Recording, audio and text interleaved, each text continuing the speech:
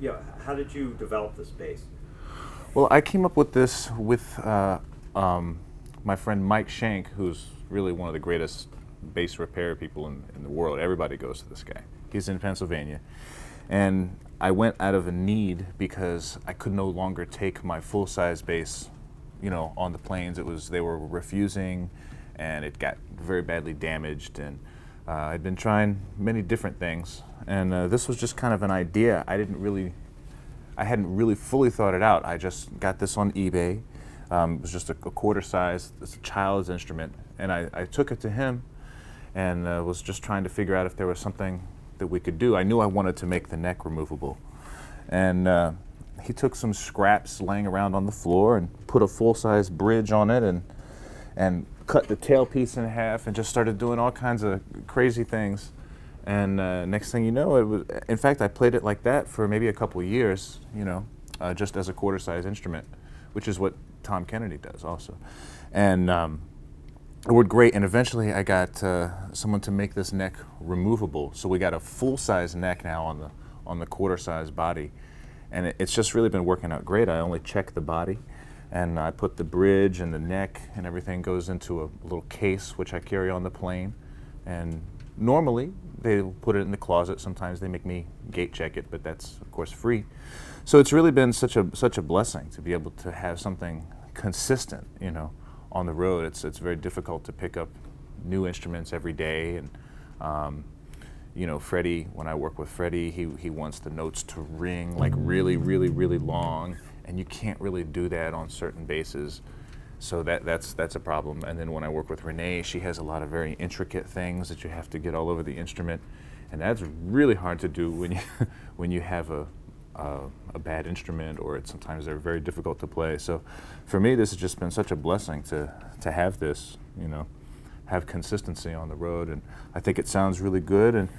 And one of the biggest advantages to this over the rest of the travel instruments are that this is just a small bass. Nobody tried to reinvent anything here. Some of the other ones, they have fingerboards that come off, and then they rattle, and they got another one. I'm not saying any names, but they chopped off the bottom, and that's basically what it sounds like. It sounds like it's got no bottom, you know. It sounds just like it looks. And this, you know, a lot of people, I'm standing behind the piano, they can't tell that it's a small instrument until I get off the stage, you know. So it's just been really, really great, you know. And the sound post is screwed in, so you never have to worry about anything. I mean, I've been using this for 6 or 7 years, and I have not had a single problem. And I fly sometimes almost every day, you know, so it's just been great. Yeah, for a lot of bass players, obviously the problem they have is in the old days, which is only 6 years ago, you would have to either what were your choices? Like if you're traveling with a big bass, what do you have to do? Well, we did have those big flight cases, and but before that, you know, I was traveling with the Tommy Dorsey band, and we didn't have any space on the bus to keep the case, so they would just buy me a ticket. So I would have 2 tickets, and you know, you'd have to put the bass in the seat, and I mean that was great, but you know, it's very expensive. You can't really do that if you're flying every day. We would do that and get on the bus for, you know, 3-4 months, and then I'd fly home. So that wasn't too bad. But yeah, those are your only choices, or you can use a different bass every night at the venue, and that's like really playing with fire, you know. And do you think this manufacturer and you, or you think you'll like, you think you'll do? Or you didn't necessarily have any designs to do more with these, or had you guys thought about that? We've thought about it, and there's some interest. You know, I have a case maker, and then another cool thing about this whole thing is entirely made in the United States. You know, which is not, there's no like cheap Chinese instruments, which some of them are actually very good. I shouldn't say cheap, but they don't cost a lot. But yeah, we do want to do it. You know, this is through it's an Engelhardt, and so we're trying to get them to give us, you know, these bodies and the really good necks and fingerboards, so that all we have to do is put on our mechanism and cut the bridges. So it is something that we're looking to do, you know. Can you play something just real quick, just to show the sort of range of the highs and lows of it?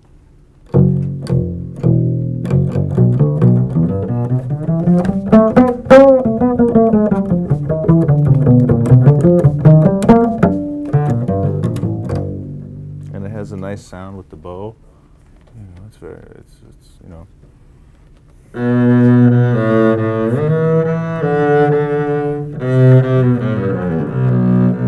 You know, it sounds like a bass. You know. Sure does.